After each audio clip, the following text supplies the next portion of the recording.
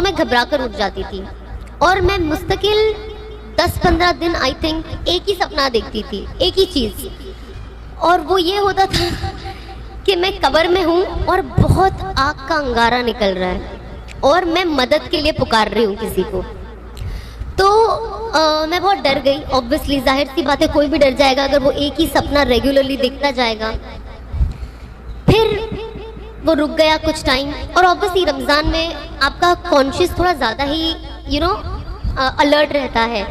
तो मैं बहुत एक अलग ही जोन में थी। उसके बाद जब जैसे रमज़ान ख़त्म हुआ, फिर कुछ वक्त आया, मैं फिर यही चीज़ देख रही हूँ कि मैं कब्र में हूँ और आग जल रही है और मैं रो रही हूँ और मैं मदद के लिए पुकार रही हूँ और मुझे सामने कोई दिखाई नहीं दे रहा है। आप यकीन नहीं मानोगे, ये बहुत मुझे इसलिए कहने भी बहुत अजीब लगता है कुछ चीज़ें शेयर करने, बिकॉज यू नो कभी कभी कुछ अल्लाह की तरफ से गैप का निज़ाम होता है जब आपकी लाइफ में कुछ चेंज होना होता है। आई स्टिल रिमेंबर, मैं 2019 में एक शूटिंग करने के लिए जॉर्डन गई थी और मैं बहुत थक गई थी, तो मैं स्पा चले गई थी। और जब मैं स्पा गई और जब आप रिलैक्सिंग टिश्यू मसल लेते हो, मैं अब कोई मसाज करने जाएगा तो इंसान रिलैक्स करता है ना कि यार मेरी थकान कम हो जाए, मेरा टिश्यूज ठीक हो जाए। मैं उस वक्त अपने कब्र के बारे में सोच रही हूँ। पता नहीं मेरे सर पे क्या जुनून चल गया था कि मेरा दिमाग उससे ज़्यादा कुछ सोच ही नहीं पाता था। मैं घूम फिर के सिर्फ कब्र पे आ जाती थी, घूम फिर के सिर्फ कब्र पे आ जाती थी।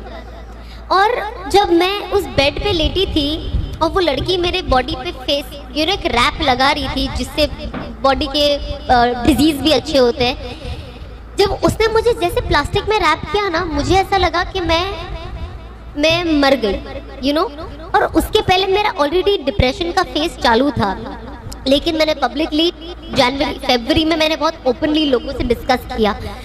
लेकिन 2019 में जब ये मेरा फेस चल रहा था तो मैं किसी को बोल नहीं पाती थी। तो आई स्टिल रिमेंबर, मैंने अनस के बाद में सब वीडियोस दिखाए थे। 2019 में मैं जब शूट करने जाती थी तो मैं एक रूम में अकेले, क्योंकि मेरे पास बात करने के लिए कोई नहीं था, मैं अकेले वीडियो बनाती थी। मैं खुद से बात करती थी और मैं खुद ही रोती थी और मैं खुद से ही बात करती थी और मैं खुद को ही तसल्ली देती थी। मतलब आज मैं थैंक गॉड मैंने सब डिलीट कर दिया, क्योंकि जब मैं देखती हूँ ना तो मुझे डर लगता था वो बाद में कि अगर मैंने इसे दूसरा स्टेप नहीं लिया होता तो मैं पागल हो गई होती। अब इमेजिन आप अपने रूम में हो, आप खुद से ही बात कर रहे हो और रिकॉर्ड भी कर रहे हो और आप रो भी रहे हो और फिर आप खुद को ही तसल्ली दे रहे हो।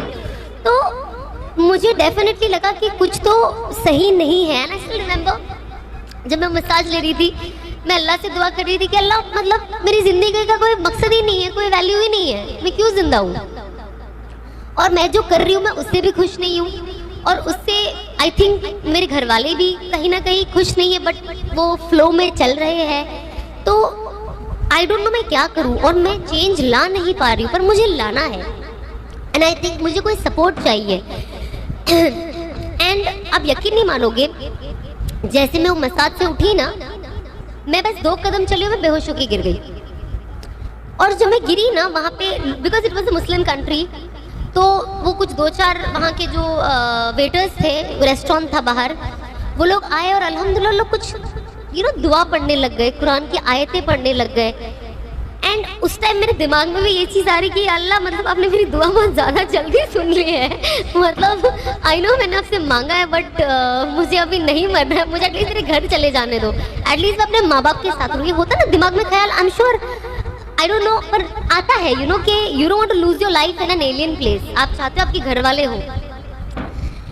एंड मैं वापस आई एंड आई वाज लाइक कुछ तो अब इसके बारे में करना पड़ेगा, बिकॉज इंस्टाग्राम में मैं चीज़ें वीडियो बनाती हूँ, पोस्ट करती हूँ, पर अंदर ही अंदर लगता है कि यार ये मैं नहीं हूँ। लेकिन जो लोग मुझे देख रहे हैं वो समझ रहे हैं ये मैं हूँ, लेकिन असल में तो ये मैं हुई नहीं, क्योंकि मैं एक एक्टर हूँ, मैं ये कर रही हूँ, बट मेरे अंदर अल्हम्दुलिल्लाह अल्लाह ने वो अवेयरनेस क्रिएट कर दी है कि मैं जो कर रही हूँ वो गलत है।